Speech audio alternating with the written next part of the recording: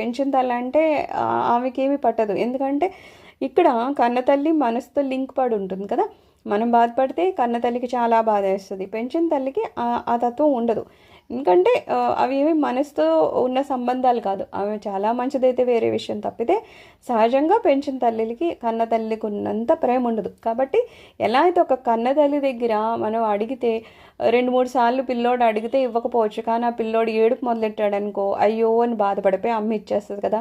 అలాగట అమ్మ మేము ఈ సంసారంలో ఈ భౌతికమైన సుఖ సంతోషాలు అన్నీ ఈ విషయవాసనలన్నీ వీటి వెంట పడి తిరుగుతున్నాం తప్పితే దీన్ని వదిలేసి నీ పాదాలను పట్టుకోలేకపోతున్నాము ఎలాగా అని అడిగితే అప్పుడు అమ్మే మనకి దృష్టి చూపిస్తారంట.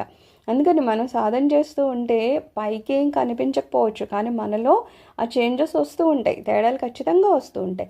అలాగ మనల్ని మనం మార్చుకోవచ్చు అనమాట. మనం మార్చుకోలేనివి అమ్మ మార్చే